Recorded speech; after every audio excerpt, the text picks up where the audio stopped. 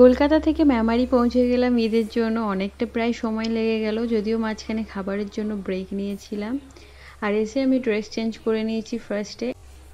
ভাই আগে চলে এসেছে, ও আমাদের সাথে আসেনি, ও ট্রেনে এসেছে। এই প্রথমবার আমরা বাড়ি এসে আমি আব্বুকে দেখলাম না, যেহেতু ওনারা হজে গিয়েছেন, তো বাড়িটা একটু খালি লাগছিল। আর ছোটো আব্বুর জন্য এখানে মিষ্টি নিয়ে এসেছি। আর এসি ফার্স্টে ফ্রিজটা আগে ক্লিন করেছি। ফ্রিজটা আগে ক্লিন করে আমি সব নিয়ে এসেছি ওখান থেকে, খাবার দাবার, সবজি, দই, এছাড়াও সবজি আছে, দই আছে, সেটা আমার সব ওখান থেকে আমি সব নিয়ে এসেছি। যেহেতু আমি নেই, তো এখানে কে বাজার করবে, বাজার যাওয়ার অত কারোর টাইম নেই, তাই এখানে ওই যে ধনেপাতা, পটল সব নিয়ে এসেছি। আম ছিল একটা, এনেছি।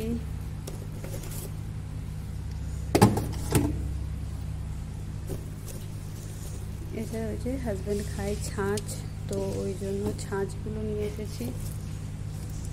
আমাদের খাবার সরঞ্জাম।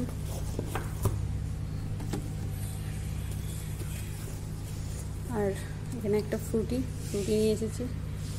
এটা ডিপে দিয়ে দিই, একটু ঠান্ডা হলে একটু পর খাওয়া হবে।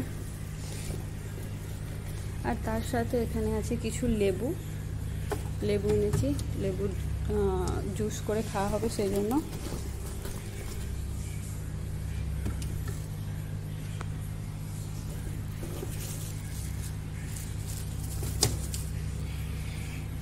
এই হচ্ছে সরঞ্জাম।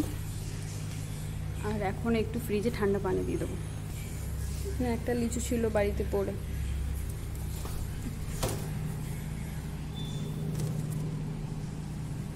একটুখানি হাওয়াটা বেরিয়ে যায়, কারণ ফ্রিজটা অনেক স্মেল হয়ে গেছে, যদিও এসে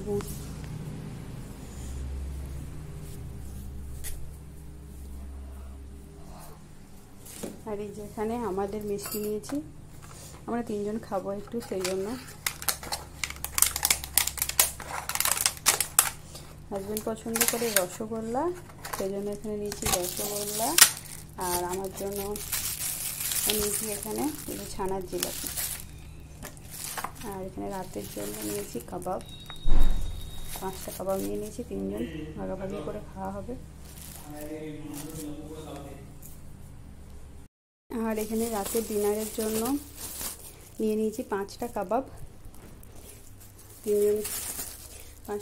3 জন ভাগাভাগি করে খাওয়া হবে।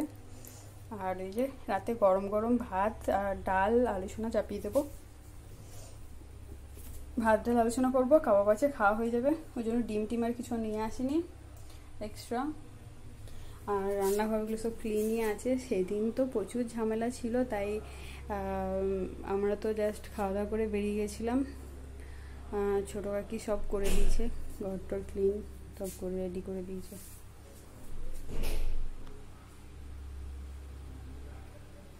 এই যে আম্মির বেডরুম, ছোটো কাকি সব গুছিয়ে রেখে দিয়েছে বেড টেডগুলো। আর একজন ওই মোছা বা ওয়াশরুম ক্লিন করা আর ঘর মোছা ক্লিন করার জন্য একজনকে বলে দেওয়া হয়েছে, উনি আর কি করে দিয়ে যায়।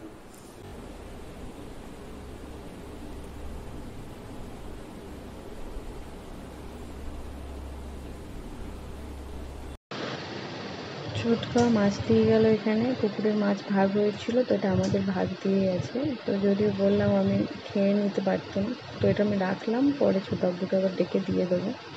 আর এরপর ভাইয়া গেছিলো মেমারি ওর বন্ধুদের সঙ্গে দেখা করতে, খাওয়া দাওয়া করতে। তো আমি ফুচকা নিয়ে আসতে বলেছিলাম, তো এখানে আমি আর হাজব্যান্ড 2 জন মিলে বসে ফুচকা খাচ্ছিলাম।